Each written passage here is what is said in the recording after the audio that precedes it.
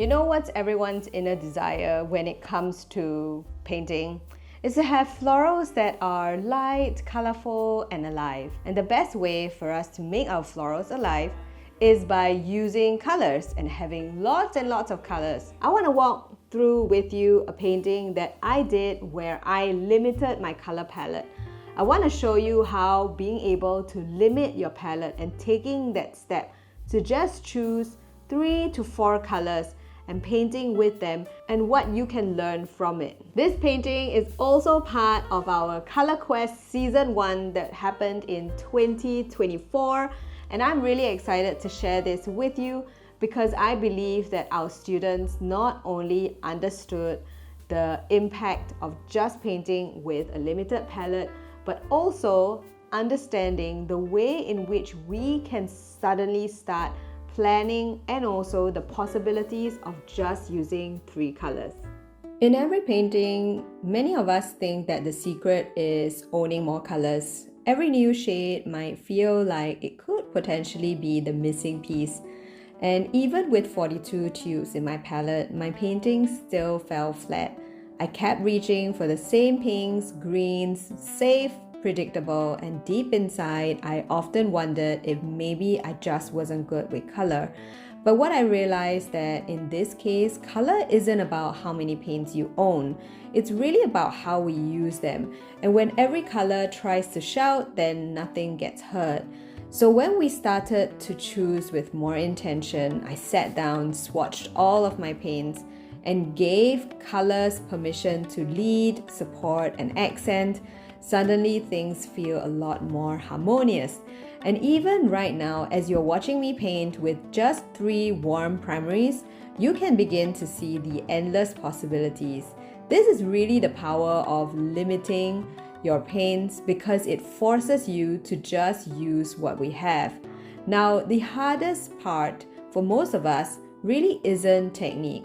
It's about confidence. We tend to second guess our choices and we avoid colors that we don't understand. We play it safe because, being in the unknown often feels risky. But it is staying safe that is what's keeping a lot of our paintings forgettable, quiet, and flat. So while I have avoided bold colors for years, being so terrified of ruining my artwork, I remembered this one time that I painted neon colors and I felt like it was just screaming at me until I started to mix it with the rest of the colors that I had in my palette. And this was what I learned, that if we start to give our colors the opportunity to get to know one another and to start to see things in a context, what we end up learning are the missed opportunities that we might have had because we wanted to stay safe. Now, what I want you to start trying when it comes to painting with your 3 colors is to begin thinking about swatching them and just see how they mix. Get curious. This is not about getting things right. It's about exploring and seeing what actually happens when these colors interact with one another. Instead of asking if it's the right color, ask yourself what role is this color going to play? Because this is going to take the pressure off and you're going to stop searching for perfection and instead start creating with more intention. And this is exactly what I want to guide you through in a 3-day free online workshop that's going to be happening in September. So stick around to the end because I'm going to share with you a bit more about what it is. And until then, as you're watching me paint, and if you are noticing the fluidity of my marks and the movement, I just want to remind you that here is a stage 4 artist demonstrating to you how painting looks like when it comes to loose florals. And all of us that turn up and show up here might be at different stages in our watercolor experience. As such, remember to be kind to yourself and also keep in mind that our practice is only going to help us to develop the more we put paint to paper. And if this is something that you want to explore further and start to take the step to limit the color choices that you have so you can start to get to know whatever you have in your palette, then stay tuned because the workshop could be just what you need. I started with a very basic set. In fact, the set that I started with was one of those kid sets. And then later on, I fell in love with how watercolor moved, and that's when I started to think about investing in my supplies. Paints was really one of those things, and this was one of my first sets that I had invested in.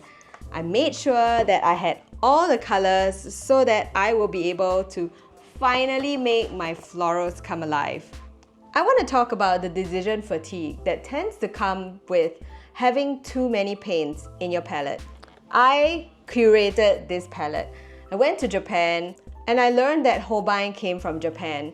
I bought almost every imaginable color with the excuse that if I had the convenience color, I didn't have to waste time mixing, and therefore I would be much quicker at being able to paint the florals since I had the color on hand. The paintings that came from this specific palette ended up being very dull, very boring, and also very safe.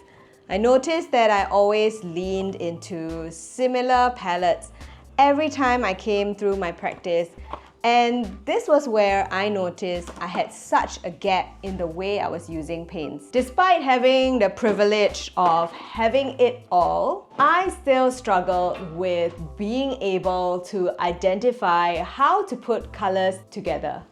I thought that the answer really was the more the merrier, but more actually gave me decision fatigue. My colors turned muddy, my confidence sank, and deep down I even wondered if there was anything wrong with that amazing palette that I had built. What I didn't know back then was it was not about how many paints I owned. It was really how I was going to use them together. What I had lacked at that time was color planning. The ability to actually put colors next to each other and really understand their relationship on paper. Because once you actually sit down and start giving your colors a role where they don't compete with each other but they end up collaborating and enhancing each other instead, you will begin to see your colors come alive. If you've been stuck in the same color choices and you notice that despite having so many paints, you still feel this draw of not being able to be bold enough to choose colors that might be outside of your comfort zone, then I want to invite you to a workshop called the Color Code. The Color Code is happening in September 2025, and I'm so excited to do this live workshop because I want to show you this one tiny decision that you can make before you start your painting that will be able to help you to bridge all of your colors together. This is a great way for us to finally start allowing your colors to come alive without having to buy more and by using what you already have. We are going to go through how we can build that relationship with color so that you can begin to paint with more confidence and freedom. I cannot wait for you to come for this workshop and really start to see the possibilities of your color.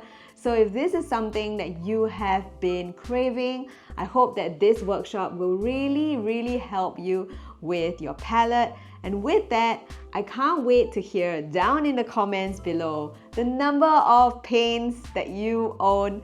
We are not shaming anyone here. In fact, this is really a community that I want us to come together and really speak to how sometimes this comes from an anxiety of wanting to do better, or maybe a fear that we are unable to mix specific colors, or perhaps it's just excitement with wanting to have all the colors to have on our paper. And I feel like all of these feelings are valid. It is also part of our journey and our practice. And right now is really the step that you can take to sit down, get to know your colors, and hopefully be better able to make decisions when it comes to curating the colors that you put on paper.